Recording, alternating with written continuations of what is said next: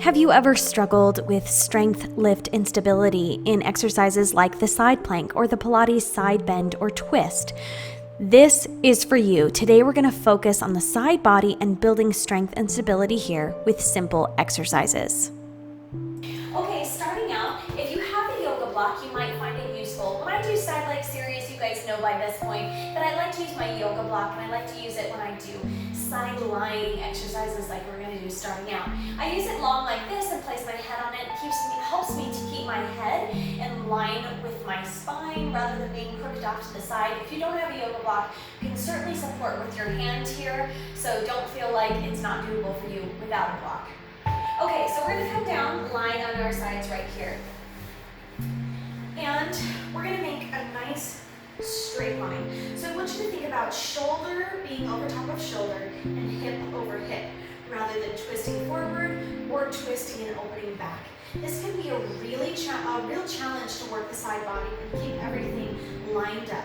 It might be useful for you to use a mirror as well. I know it's definitely useful for me to be watching and checking out with my alignment. I want you to think about your gaze being straight forward and your neck being in line with the spine, and a nice long line from your toes all the way up to your head. So right here, let's talk about the side body. So look at the difference here. I've been standing here lifted. You can see that there's space in between, which in all bodies you might be touching the floor. It looks a little bit different on everyone depending on proportions. But I'm thinking about a lift right here as if I were to place like a grate right underneath there, and I want to stay nice and lifted through my rib cage so I don't sink down. So look at what happens to my rib cage when I'm here and lifted and when I'm collapsed down. Now it's much easier to do things from here. When I'm lifted and in a nice straight line, I have to be engaged, and I am working to hold this even while I'm sitting here. So this is great for improving posture. And I want you to think about this as it applies to all the exercises that we'll do on the springboard right here. I'm thinking about keeping everything nicely in line, and I'm constantly working. My obliques right here are engaged the entire time. Okay, so there's a big difference between being slumped down like this and being lifted, and you can feel that rib cage pull up. So just try back and forth here and see what happens. See how you're working down here. See how you're lifting it in a comfortable line throughout the rest of your body, and try to maintain that lift underneath the side. Again, if part of your body is touching there and you don't have a noticeable gape, that just might be how your rib cage is built or how your hips are built, that there is part of your body touching there. So that lift is not actually about having something that a Hot Wheels car can drive through, right? But it's more about how you're lifting and keeping everything pulled into alignment with your rib cage, okay? So don't overthink that, or think that you need to be like this so that you have a gap and overextending the other way. Just think about a nice lift and pulling up. Also about keeping that chest open and the heart nice and open right here. So we're not lifted and collapsed through here. You can certainly use your hand for support in the front, but you don't want this to collapse. Keep the chest nice and open. All right, from here, we're gonna take the top leg and we're gonna lift up about hip distance and come right back down. So we're just gonna take little slight movements, and you're really gonna feel this all through that line of your body if you're staying lifted right here. It won't feel like much of anything if you're just down here. So feel that difference there of the engagement and lifting to your foot about to hip distance right here.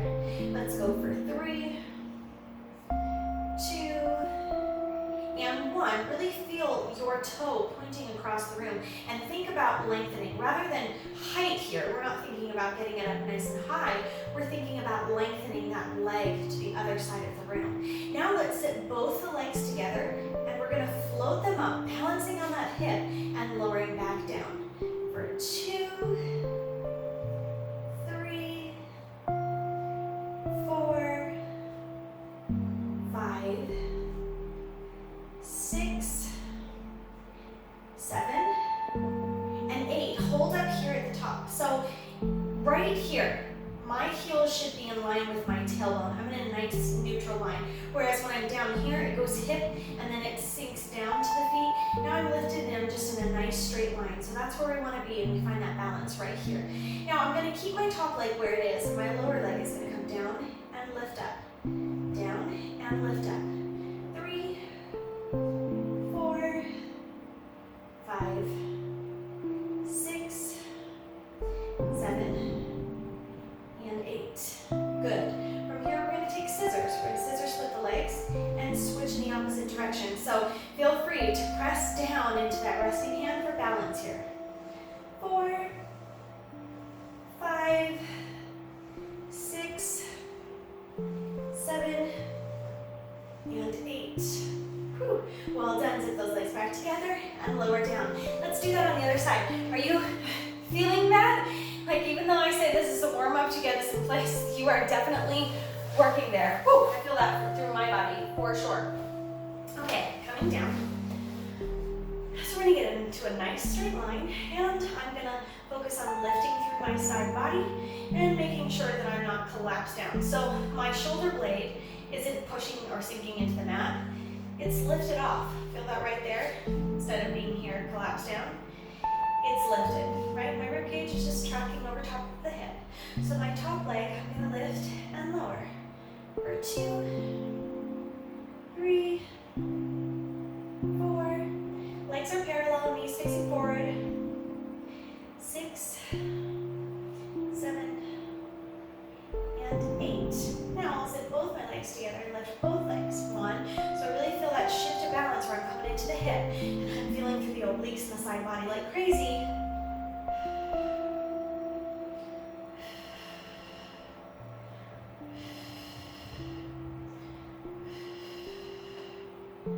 And 8. Watch that the hips don't rock back while you're doing that. That's probably where they're going to want to go, right? And if this is a challenge or feels like, oh my gosh, it's really hard to do that, you're not alone. It is really hard. Unless you're sunken through here, then you can just do that, no problem. When you're lifted, you're gonna be like, oh my gosh, I feel it like crazy.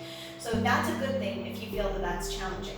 Okay, top leg will stay where it is. Bottom leg lowers and lifts. 2, 3, 4, 5, 6, 7, and 8. Scissors right here. 1, 2, 3, 4, 5, 6. Can you feel your back working and supporting this? And 8. Zip them together, lower down. Come back into a rest pose here. Thank you so much for joining me today. If you practice these exercises and growing strength and lift through that side body and go on and practice the side bend, the twist, and the side plank, you will find a difference in your body. If you'd like to learn more about Mat Pilates, you can join me on my Patreon account, where I break down exercises and give you tutorials so that you can master the classical Pilates series at any level. And of course, you can join me right here on YouTube for more Mat Pilates, Barre, and Pilates Springboard. And if you liked this video and found it helpful, hit that like button or let me know in the comments so I know the kind of content that you want to see right here. I'll see you guys next time in the studio.